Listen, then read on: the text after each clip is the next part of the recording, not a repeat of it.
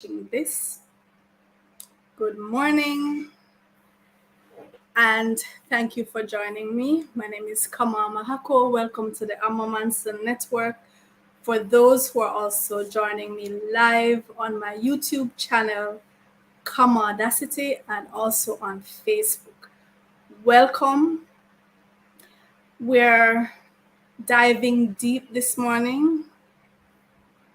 We're diving deep and we're going to tackle this very, very, very serious question.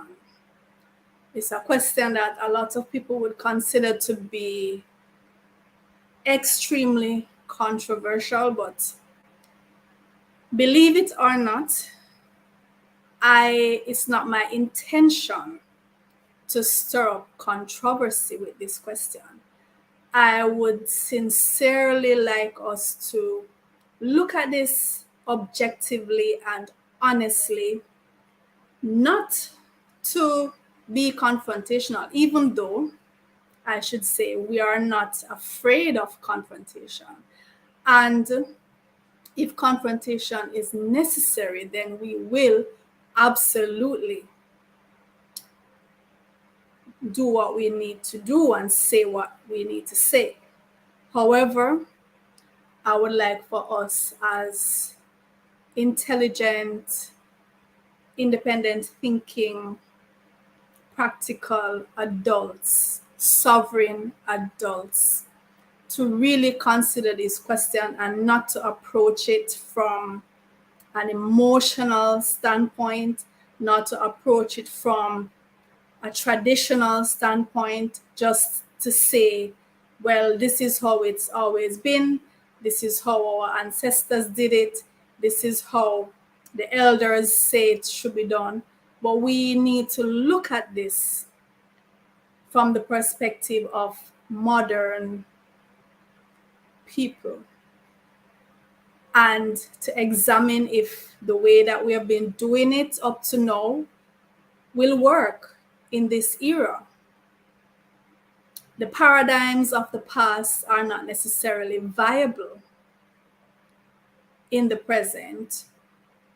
They will not necessarily be viable in the future. And as we go along, as we progress, we need to examine those paradigms to see if they have worked, even if they worked back then, to see if they are working now and if they are likely to work in the future. We need to be honest with ourselves.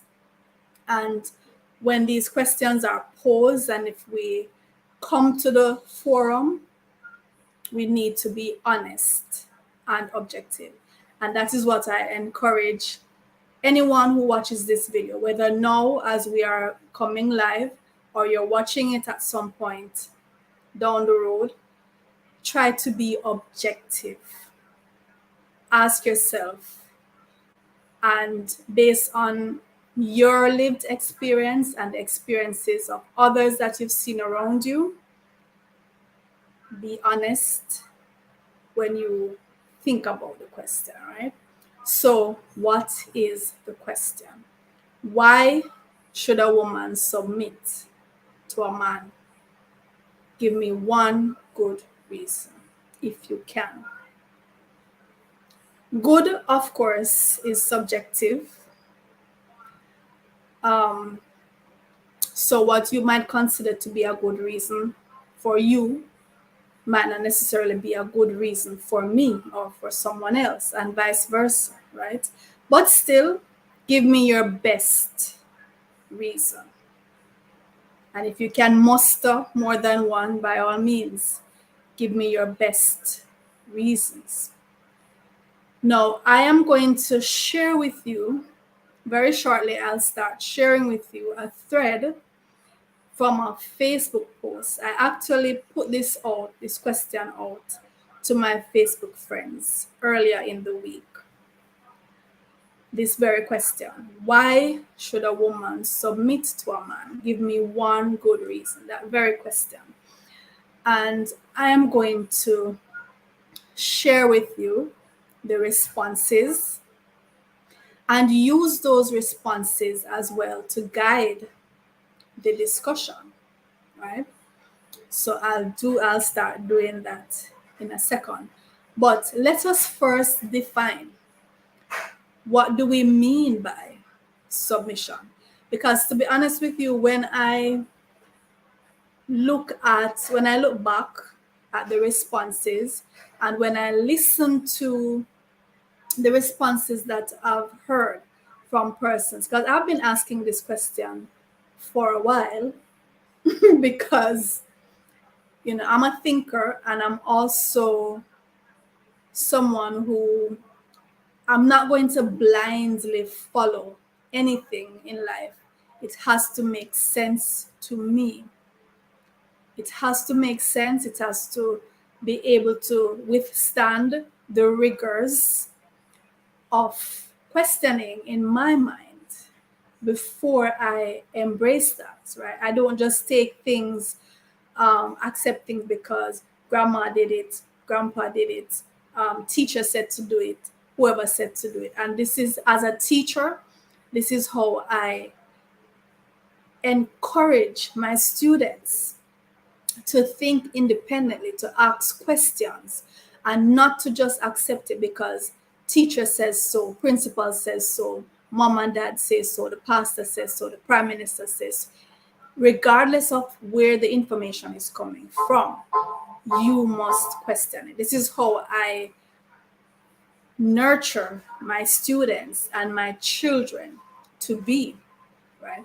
So this is something I have always questioned.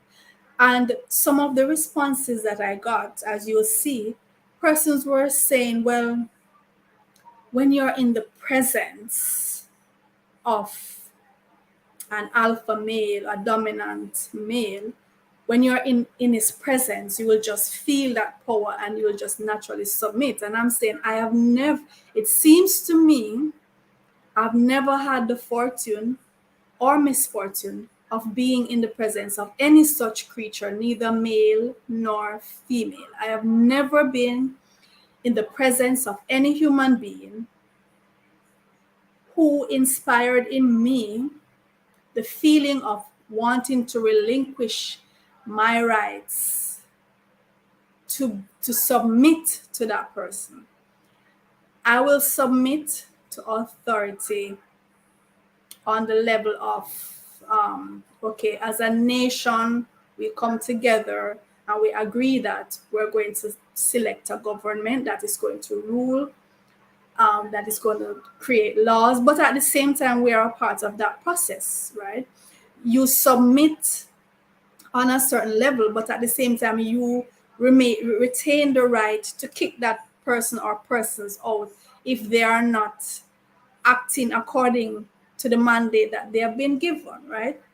You submit to the police, yeah, because the police is serving you.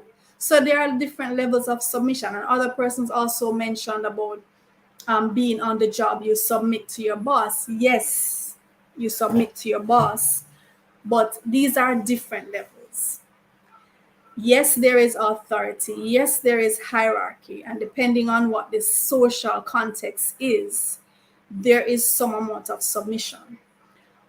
But when it comes to a relationship, an intimate relationship between two grown adults, I have never had the fortune or misfortune of being in the presence of anyone who made me want to give up my rights as a sovereign being and say to this person, you lead and I will follow. It has never happened. Maybe I'm just not a follower. I'm a leader myself. My ideal in terms of relationship, my ideal, and the one that makes sense to me, is that we come together as two independent, intelligent adults and we lead together. That makes sense to me. We come together and each of us has our strengths, our weaknesses. We bring things to the table that should complement each other, right? Whether we want to assign roles or we want to let it be that whatever needs to be done and whoever is in the position to do it at the time, the important thing is to get it done as equal contributors. That is my ideal, and that makes sense to me, right? So there are a number of things. One, I think persons, in terms of the definition of submission, because persons were saying things, and then when you really realize it, they're talking about cooperation, they're talking about, just people working together and compromising, but that is not submission. So it's one thing, maybe we're saying this word submission, submission, submission, and we're not really going by the meaning of the word, and that's not really what is happening. Right? So we're going to look at that as well. And we're actually going to start with that definition. This is what I am thinking in my head, and this is what the dictionary defines the word submission. So when you say to me a woman should submit, in my head, I'm going by the standard definition of the word submission, which is, and I'm reading now from the Merriam-Webster dictionary, to submit means to accept or yield to a superior force or to the authority or will of another person, right? To accept or yield to a superior force or to the authority or will of another person. So if you're cooperating, you're delegating, that's not submission. That is not submission. All right. So for the purposes of this discussion, let it be known, this is the definition we're working with. To accept or yield to a superior force. So if a woman is submitting to a man, she is in essence saying he is the superior force. That's what we're going with. Hi, Kevin. So Kevin is saying no general submission, but you can submit when someone has superior expertise. When intruder comes, submit to superior physical strength of husband. Right. So that's another thing, Kevin, that you're going to see as we go through the thread. And this is a major thing. I think a lot of persons are confusing brute force and the natural tendency of the man to defend and protect. We are confusing that with leadership. That is not leadership. Protection and brute force is not leadership. It is the strength that the man brings to the union. That is his strong point, his ability to protect, his ability to defend. That's his strong point. The woman brings the nurturing as her strong point, her tendency to hold the unit together. And I also made note that sometimes, in terms of defense, because she can be tactical even though she's not physically stronger, but sometimes her tactical ability lies in the fact that she is seen as being weaker, and that is her strength. So being tactical doesn't necessarily mean you're the one with the brute force either. So we are confusing protection with leadership. Yes, she can submit to his physical brute force to say, okay, you're the stronger, and the attacker is more likely to be male anyway. 9 out of 10 times, or maybe even more than 9 out of 10 times, the attacker is more likely to be male. So he's going to come up against another male. That makes sense, right? So when I look at most men around me. I don't know what's happening in your neck of the woods. You can let me know. I am in the Caribbean, and I'm also observing what's going on in other areas in the United States, for example. The men are not even in a position, even if you're going to say, all right, by divine right, by default, they should lead. The men that you see around you now, ask yourself the question, do they even qualify to lead? When we think about, all right, we all go through trauma, male and female. We have been in relationships that didn't serve us and it scarred us, right? Who is more likely to go through healing to the point where you can become whole again, to the point where you can be in a stable, emotionally stable relationship? It's the women who are working on themselves.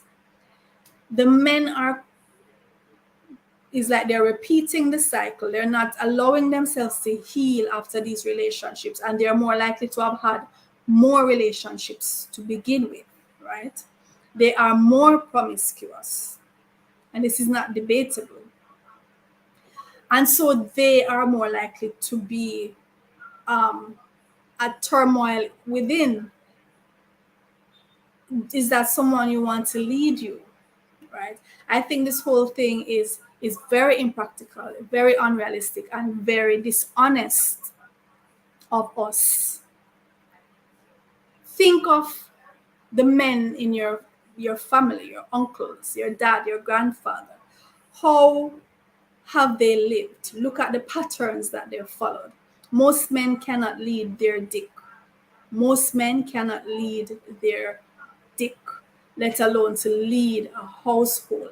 They will put, most men will be willing to put everything on the line for 5 minutes of pleasure.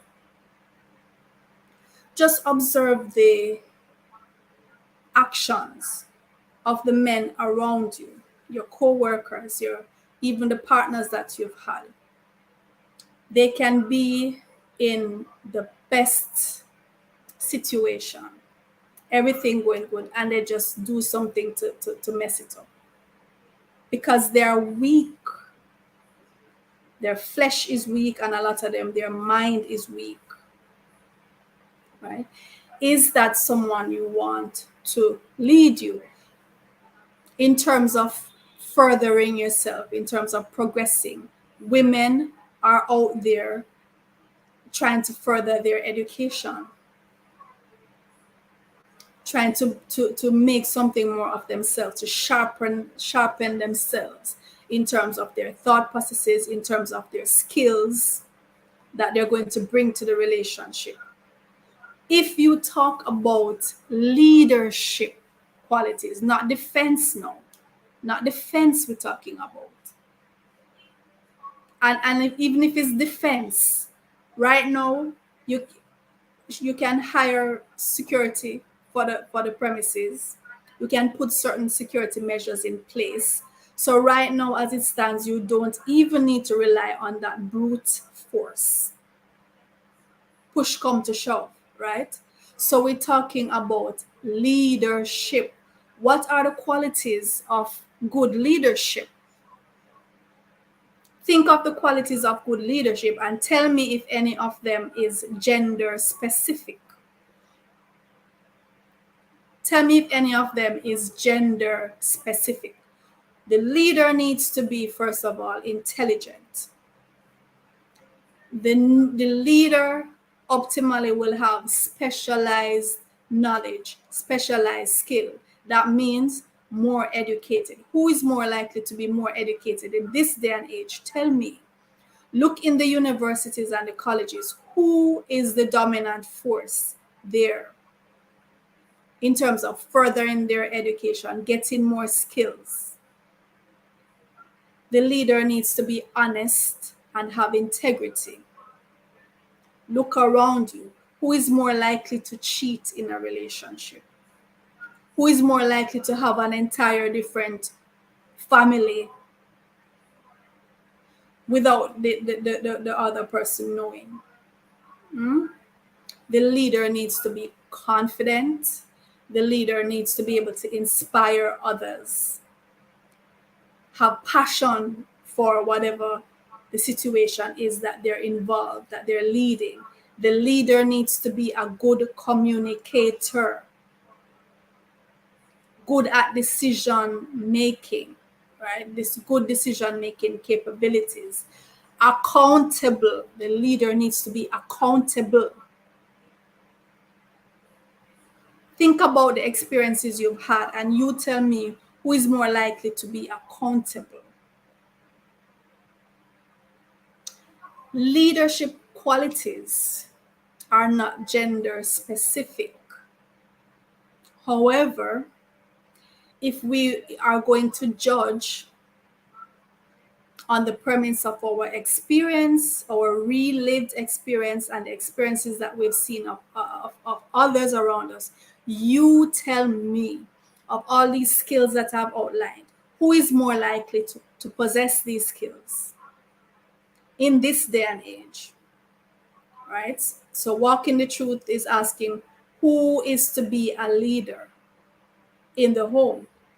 If you ask me, both the man and the woman should lead and use the strengths that each brings to complement each other. That is my opinion. Two sovereign adults coming together, bringing the strengths that each has sharpened or gathered over the lived experience, each of them bringing that to the table, complementing each other, making decisions together.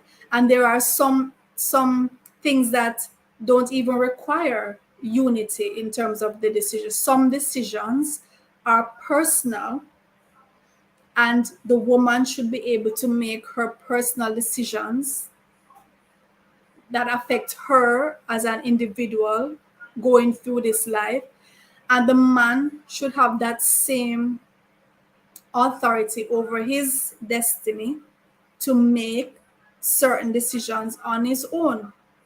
It's not everything you even have to agree on in the union, right?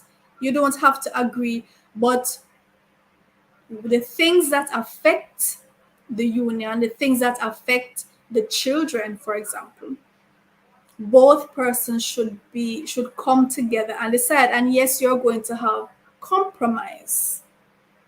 You must be able to compromise. But for you to say, for the man to say, he is by default, by divine rule, by divine authority, just on the premise of the fact that he has a penis, just on the premise of the fact that he has testosterone, by default, he must be the ultimate decision maker.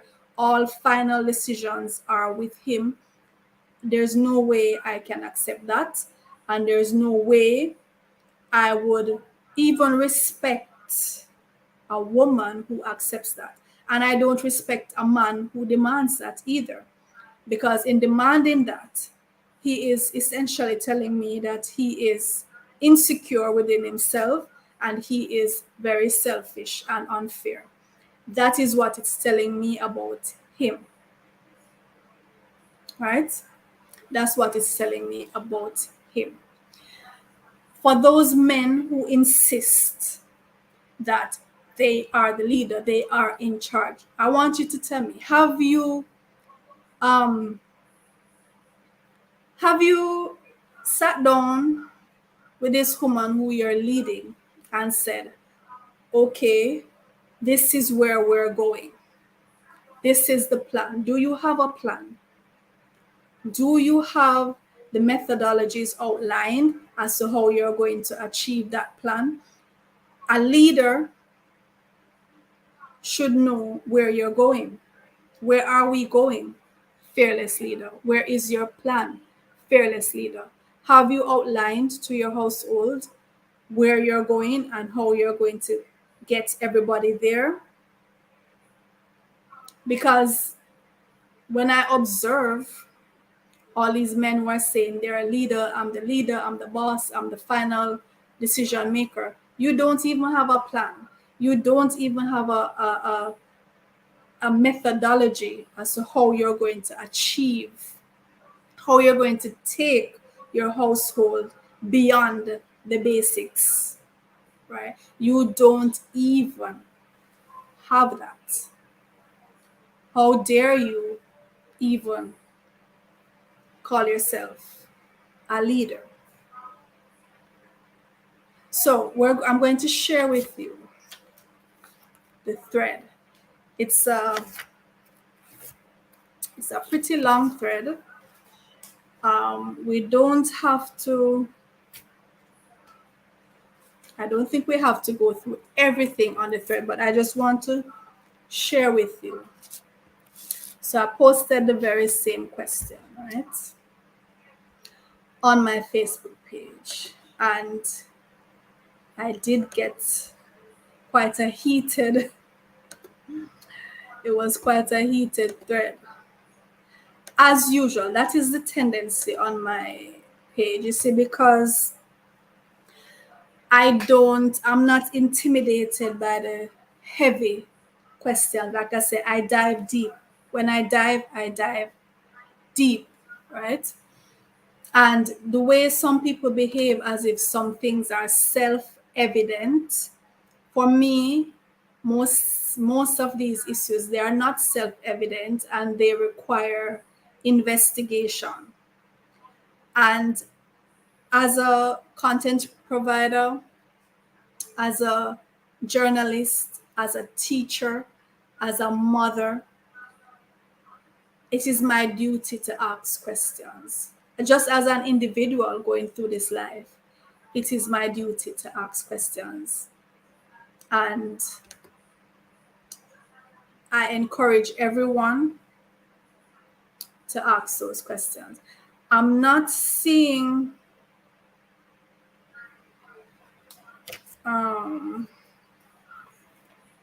so walking the talk is asking if both myself and my partner are leaders. Oh, definitely. Absolutely. Absolutely. We are both leaders of the household. I wouldn't have it any other way. I would not respect a man who would want me to lead him either. All right, so that's the question. That's the question that I pose, right? Serious responses only. Why should a woman submit to a man? Give me one good reason. And I also had a little note for you to say that because the good book said so is not a good reason. The good book was written by a posse of men. So yeah, we then come again with a good reason. I'd like responses from both males and females. And the reason why I made sure to rule out from the very beginning that I'm not interested in reasons that have to do with the good book. Because one, I suspect that that's the only reason most people have. And for me, a book that begins with the deity removing a rib from the man, and from that rib, that's how the woman was formed. And because of that, she must be subservient to him. My common sense cannot take me further than that page, right? So that's the reason why I put it out there. I'm not interested in you coming to say, well, the good book said the man is the head. The good book was written by men, a posse of men. And so I'm just not interested. Also, anyone who is likely to start with that reason is not likely to be objective. And I really wanted objectivity and honesty in this thread. And so I ruled that, or I put that up there and say, I don't want you to come with that. Give me something else. And guess what? Guess what? The very first response is this. This is the first response. Are you really training females to be stubborn like Eve? Huh? That's the first response. Are you really training females to be stubborn like Eve? God's word is always best. Satan's word declared surely. No. I said to him, this is my response here. I said, would you require someone to submit to you when you cannot follow a simple directive? And I repeated my directive that I don't want any responses having to do with religion. Would you want someone to submit to you when you yourself cannot even follow a simple directive? And he goes on again. Again, when you declare God's word isn't enough, you're either replacing with Satan's or your own blah, blah, blah, blah, blah, blah, blah. This is my point. Anyone who's going to come with this whole thing about the good book and God said and whatever is not likely to be objective. And that is why from the get-go, I said I am not interested in anyone coming with this, presenting this as a viable reason. And down the bottom here, I responded to him because eventually I had to block this guy, right? This religious zealot. Eventually I had to block him. And I said down here, I remember now why I stopped asking questions on Facebook. The throbbing headache is returning. The throbbing headache is returning. Right? Okay. He can't follow a directive. No, you think I could have somebody like this saying, he's my leader? You're crazy, man. All right, so here are this other gentleman came on now, and he said, does Facebook look like a pulpit for you to come and preach the slavery religion?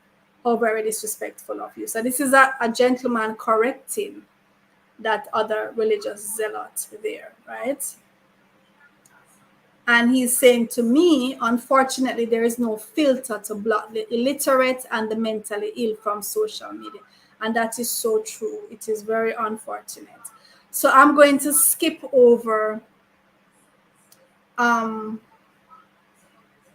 this whole all the religious responses from this guy, right?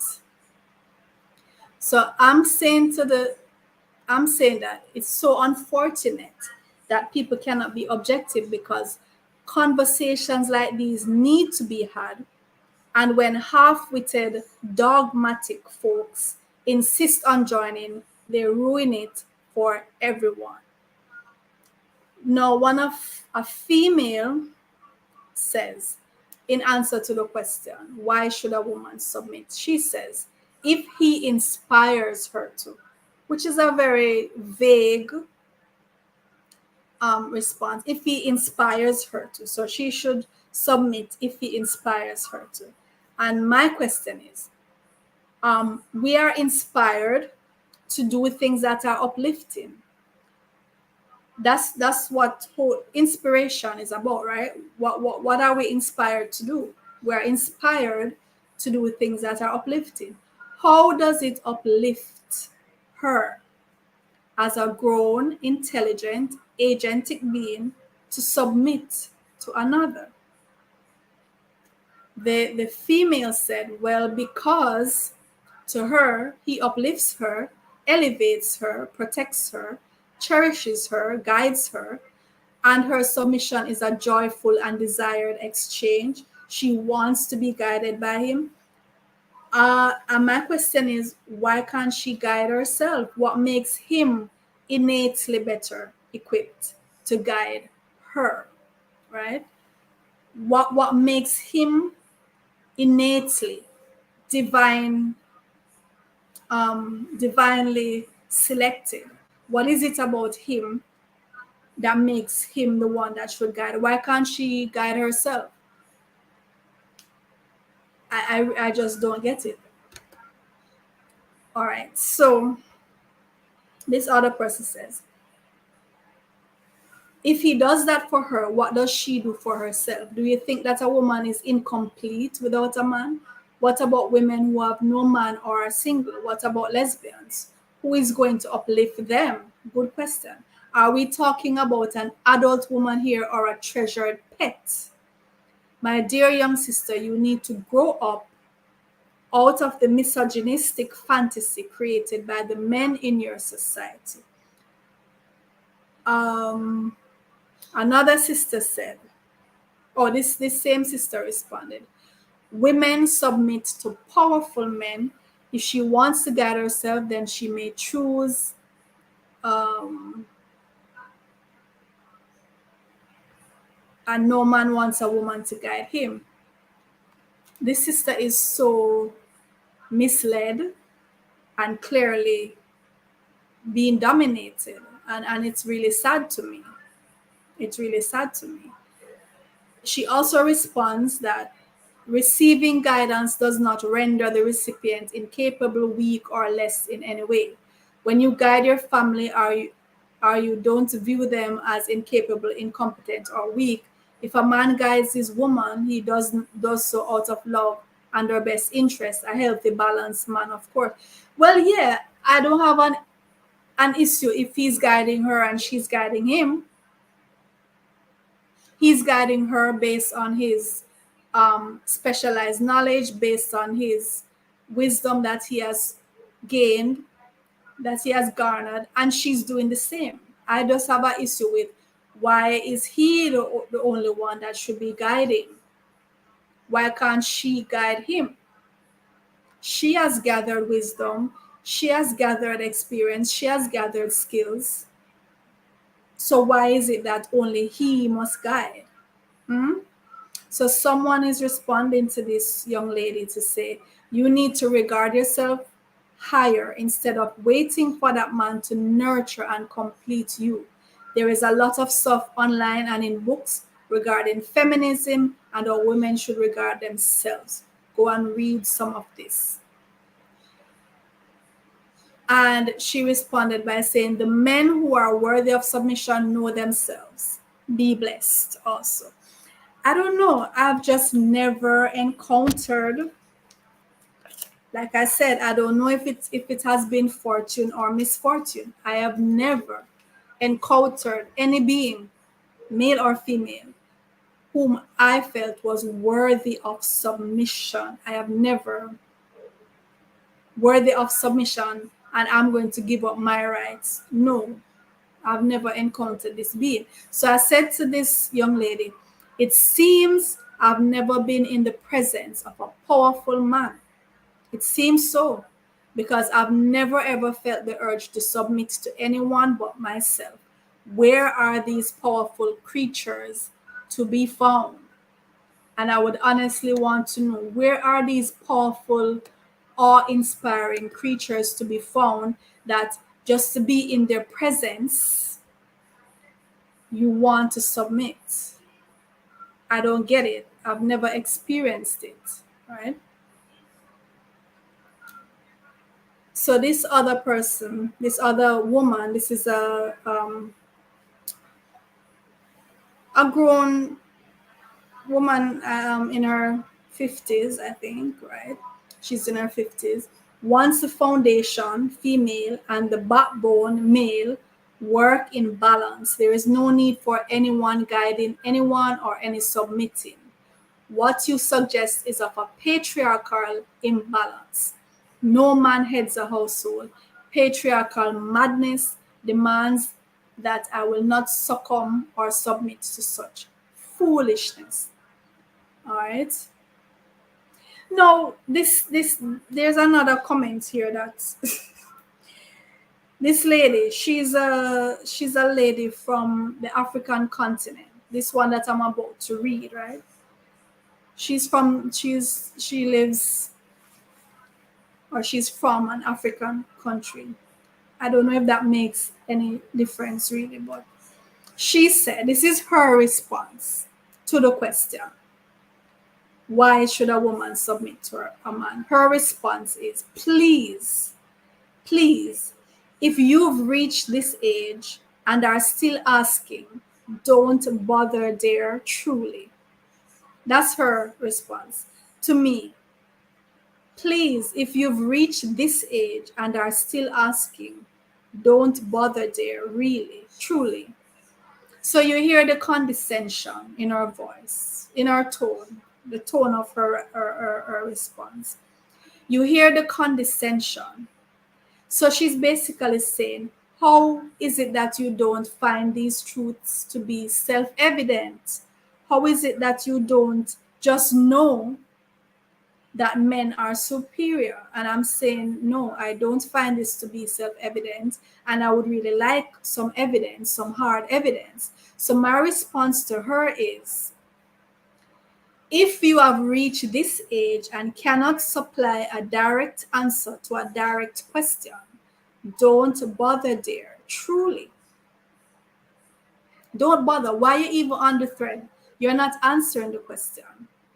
And you're coming with your condescension, trying to intimidate me, having provided no substantial reason. And that just as I suspected,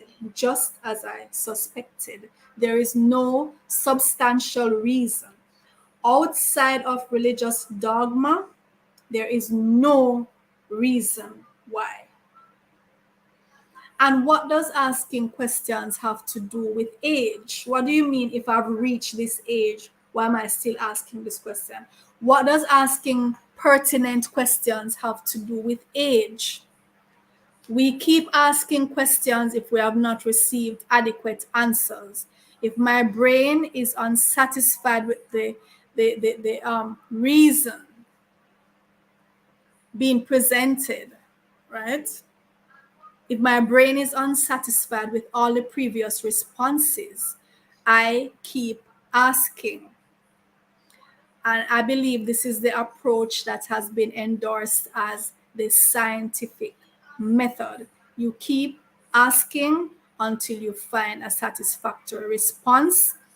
And just in this response here that she gave, trying to intimidate me with her lack of reason, just that response is a clear indication to me that she had nothing substantial to present to the discussion. Nothing substantial. And we will not be intimidated by this lack of reasoning. As a matter of fact, it makes me even firmer in my belief that there is no substance to this claim.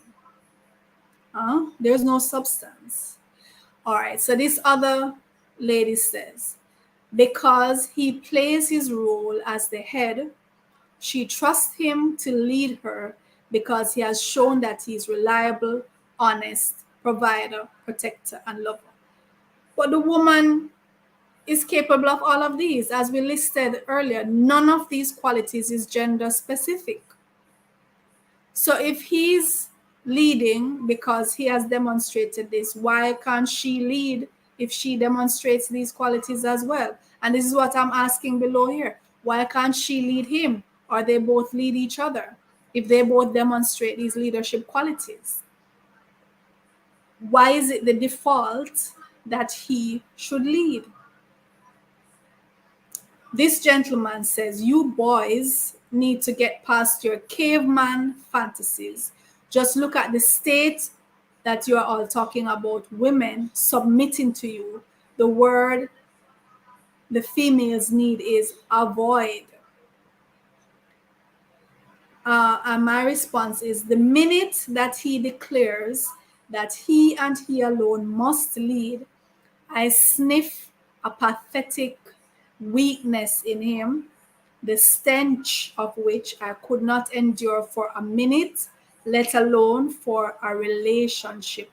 My partner must be strong and self-assured, so self-assured that my own sovereignty doesn't threaten him. And I'm going to read this again because this sums up my position on this. This sums up my position. I'm going to read that again. The minute he declares that he and he alone must lead, I sniff a pathetic weakness in him, the stench of which I could not endure for a minute, let alone for a relationship. My partner must be strong and self-assured, so self-assured that my own sovereignty doesn't threaten him. Right? And so this person is saying, so I am opposing the statement I had lead each other, but realistically, how many women would respect a man in a situation where he is permanently led by a woman? And my response is, I know I couldn't respect a man. I don't want a man who wants me to lead him either. I couldn't respect a man who wants to be ruled by me, just as I couldn't respect myself to want to be ruled by him. As sovereign beings, we lead together as a unit. This other person says, in your relationship, everything you do with your man is up to both of you. Nobody else can tell you how to be with each other, right? And that is true. That is true. But as a person said here, that's not the point of the post. That is my position, but I'm talking to those who, and this is what I'm saying here, I agree, and I have come to realize that some women are submissive and some women are not. This can be by nature, but more likely it is by socialization. We should find our match, true, but for my own curiosity and for the purpose of discussion, I am asking the women who are submissive to explain why they are or choose to be outside of religious doctrine. And so far, I can't see much. I think that got cut off. But basically, I'm saying I really don't see anybody giving me any substantial reason. I, honest to goodness, don't, right? And this guy says, if a woman is in a relationship with a man, this don't even need to be discussed because that would mean that the requirements are already met or agreed upon. The most important thing for me in a relationship is not love, it is submission, it's respect. Most women don't even respect men. A small minority of them do, unfortunately. Fortunately for me, I have a woman that respects me. Respect has nothing, listen, you're supposed to respect each other. So I'm saying this is the definition of submission: to accept or yield to a superior force or to the authority or will of another person, right?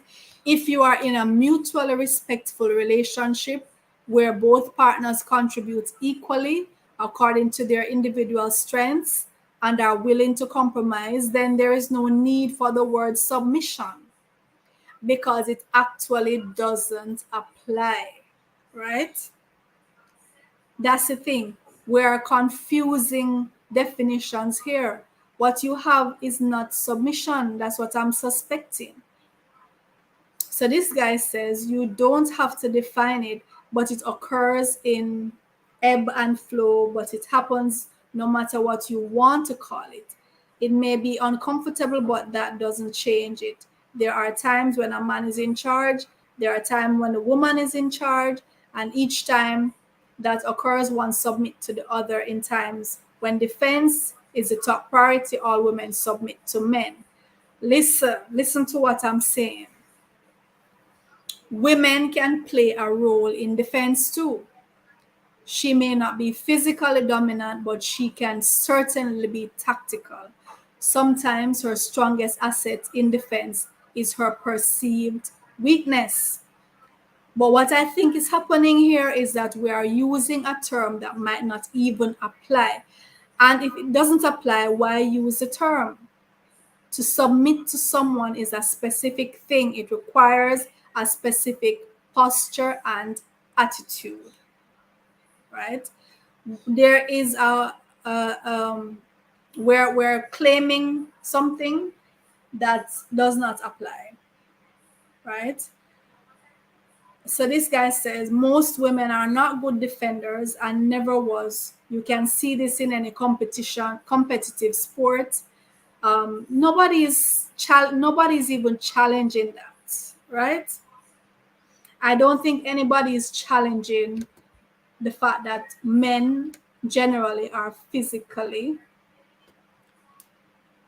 superior. Nobody is challenging that. So this person said this is not a relationship, it is a cohabitation agreement with benefits. The only submission there is to immoral sexual desires. No, this person says you all have the wrong concept of submission.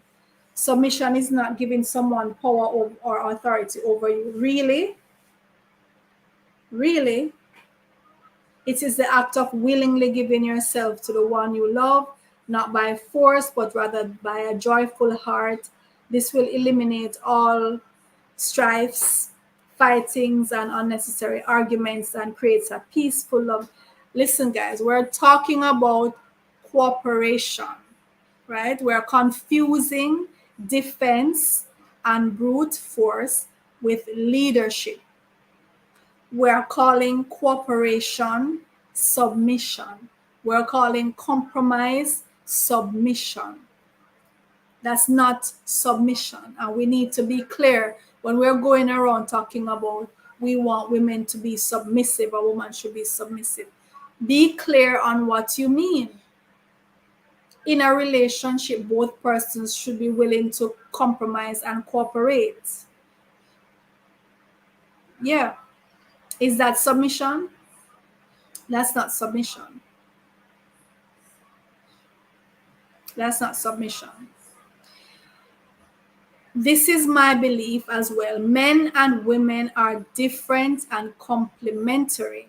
I believe that many of us confuse protection and brute force for leadership, and it is not. Just because someone is physically stronger and has the ability to protect me doesn't mean he has the capacity to lead me. Now, this lady says, this is a woman. No, her point is because a woman submits to her boss at work, right?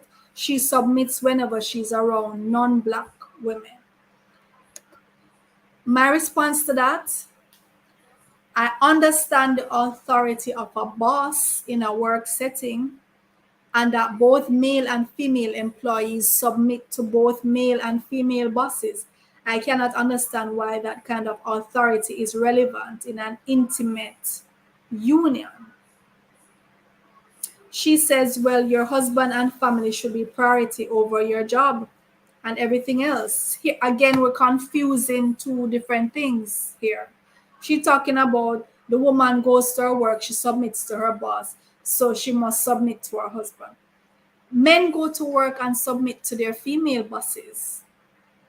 So here's my take on that. So I'm saying, yes, they should submit at their job, but marriage is an entirely different institution from commerce or from government.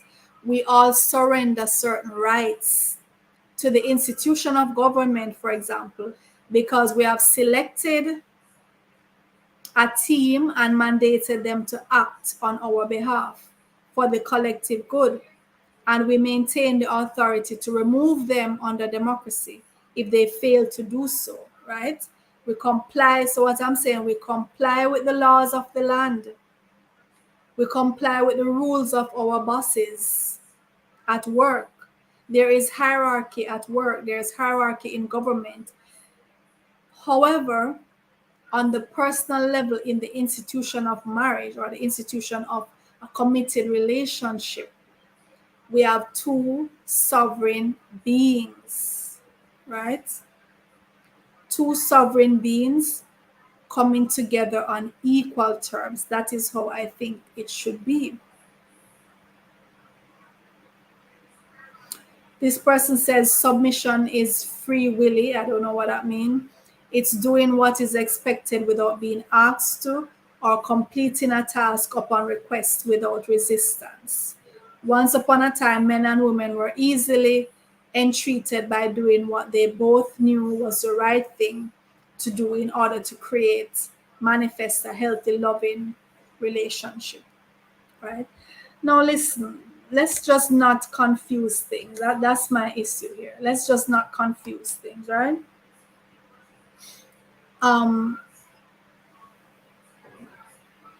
This guy says, well, I think most societies are kind of patriarchal, and that's what has inspired the religions. It's the same for most Asian nations, with women having little or no say. This is, however, different from the Western world, right? So my question is, I'm posing this question for those women who consider yourselves to be submissive. Please share 3 ways in which you express the submissiveness, and tell me some things that you volunteer to do or are required to do or not do. I would appreciate for you to outline at least 3 things. I got no response to that because I really wanted something specific. And if you're watching this video and you're a woman who feels that women should submit, and if you're a man who feels that women should submit, outline for me 3 specific things that the woman must do or must not do to show her submission, right?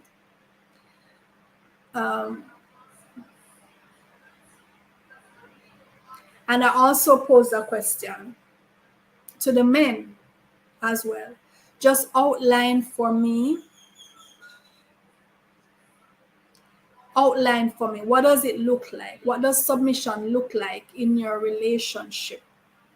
What does it look like? What does she have to do? What can't she do? I really would like someone to outline for me what it looks like. So I asked this guy the question, right? He says, every woman who refuses this order goes through a lot of sex abuses. Ha ha ha. No place for dishonest woman and man because they want. Oh no. This guy says, because she wants to live, right? Why should a woman submit to a man? Because she wants to live. And I honestly don't know what that means. What do you mean she should submit because she wants to live? So I said to him, I'm not clear on what you mean. Please explain. And his idea of an explanation is, life without submission ain't living. Food for thought, you do the dishes. Life without submission ain't living. Food for thought, you do the dishes. So I responded by saying, and this thread was from last week, Tuesday. So I said, well, I reckon since yesterday was Easter, you're still in the mood to speak in parables. Okay, sir. Because he is speaking in parables. So I'm saying, all right, yesterday was Easter. So you still feel inspired to speak in parables. What on earth does that even mean? Life without submission ain't living. Food for thought, you do the dishes. These are the people who want to lead you. Look at the responses from the people who want to lead you, and you tell me if they are worthy of your submission. You tell me, right? I put out very clearly, I said, men, here's another thing I'm putting out. Men, state 3 decisions that you and only you have the power to make in a relationship. Men who think that women should submit to you, state 3 decisions that you and only you have the power to make in a relationship. I really would like to know. I really would like to know, right?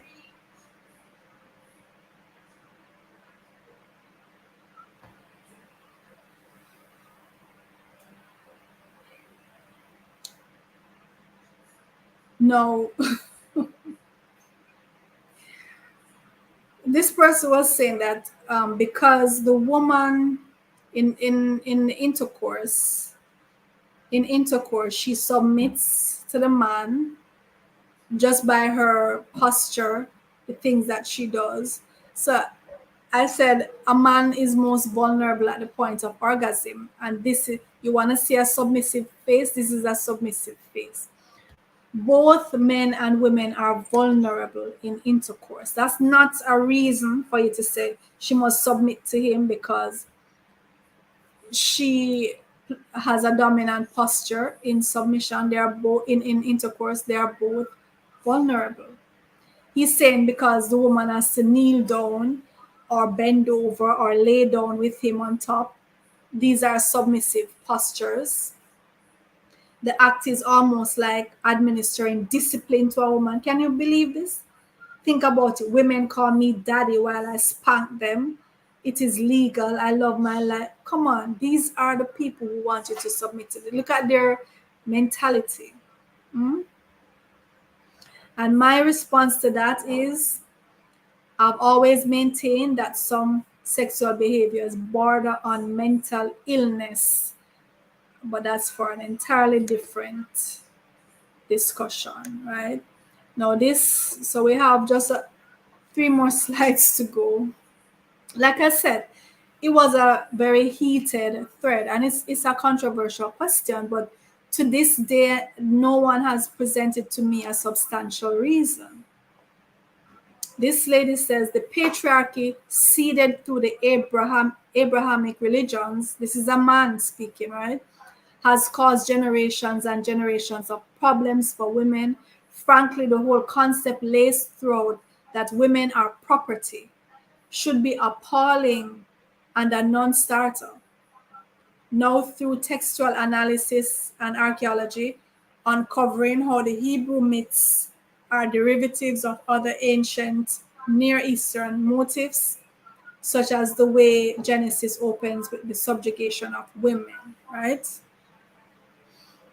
And I agree, it should be appalling and a non-starter. That's why I ruled out the biblical allusions from the get-go. But because most people don't have anything to stand on outside of that, they still had to come with that.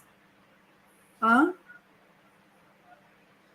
And he says, just read the book of Numbers. People are flipping out over the Dalai Lama, rightfully so. But my man cannot hold a candle to the sheer level and scale of evil shit that Moses did.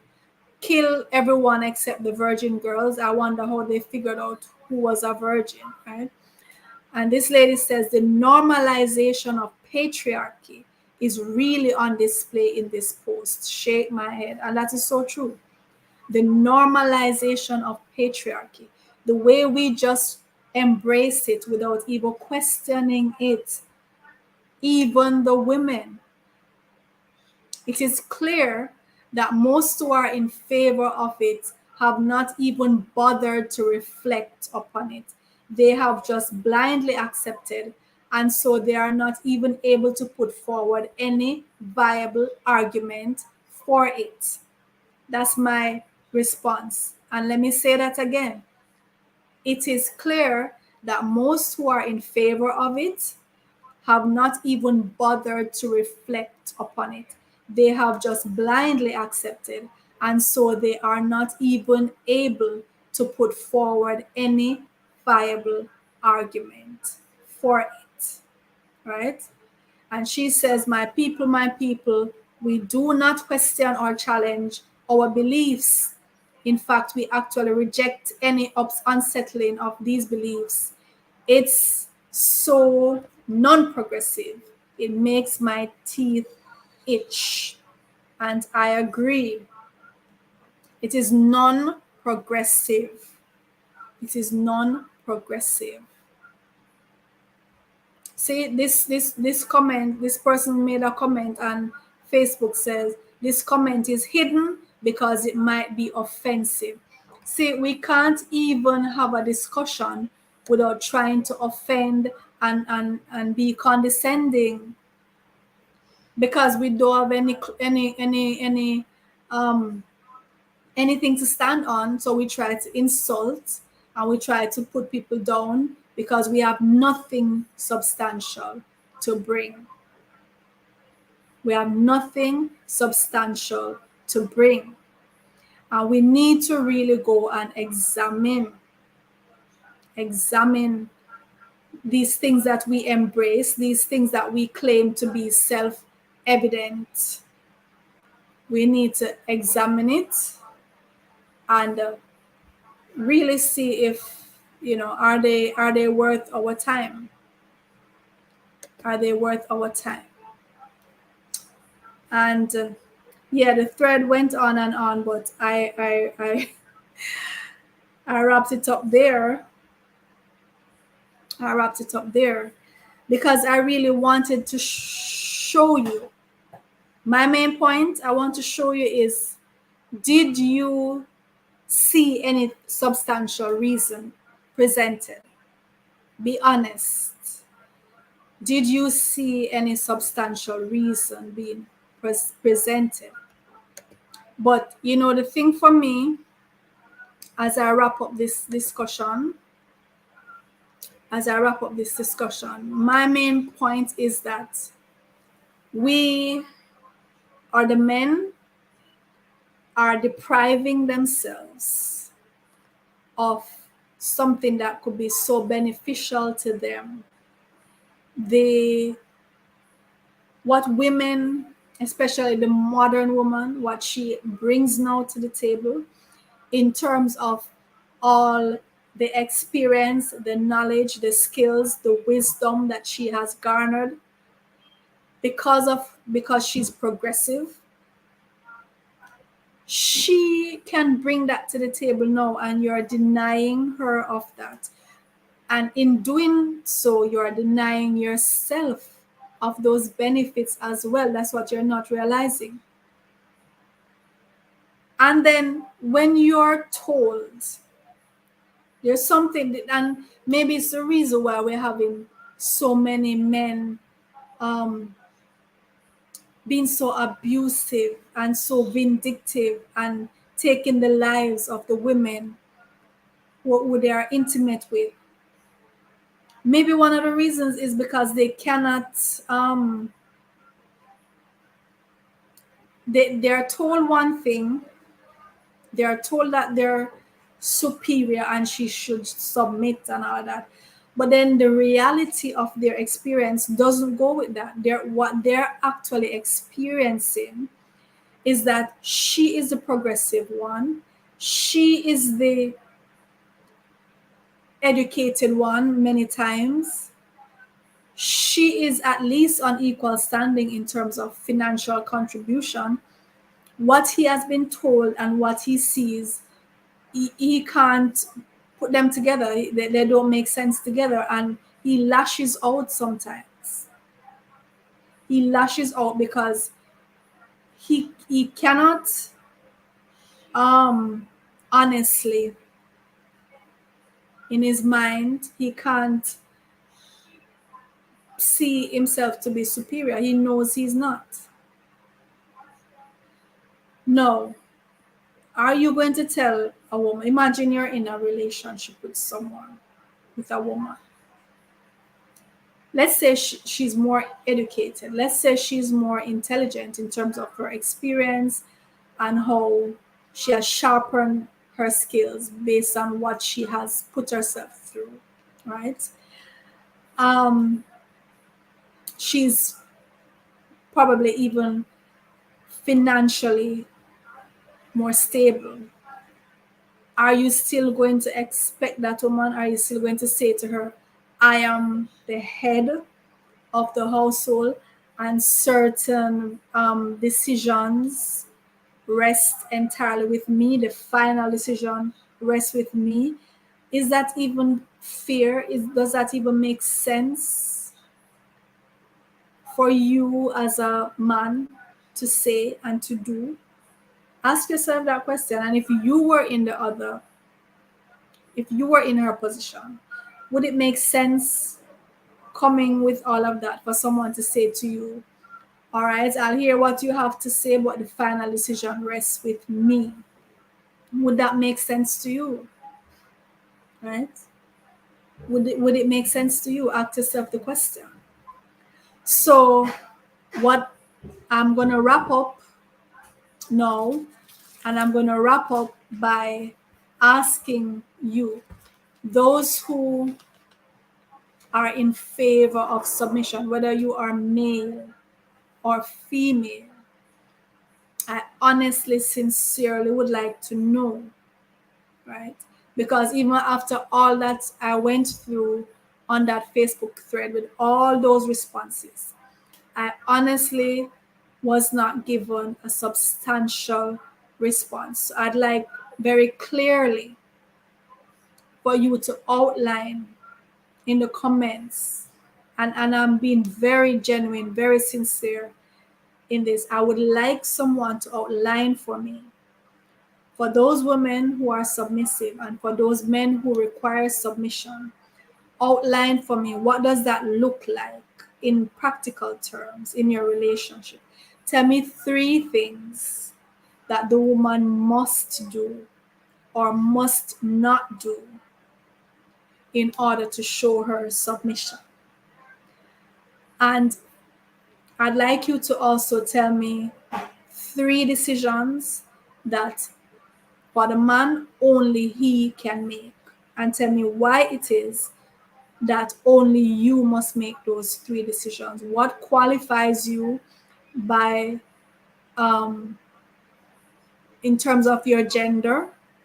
What makes you divinely ordained to make those decisions, and what incapacitates her from making those decisions? I would honestly, sincerely want you to explain this to me. So we're wrapping up the video now, but please, in the comments, just answer those questions for me. I'm a very objective person, and in the light of evidence, I will change my mind. Until then, I won't change my mind. Thank you for staying with me, and I would love for you to write your responses and I'll come back and check. Until next time, when we talk about something really serious, thought provoking, this is Kama. Thank you for your time.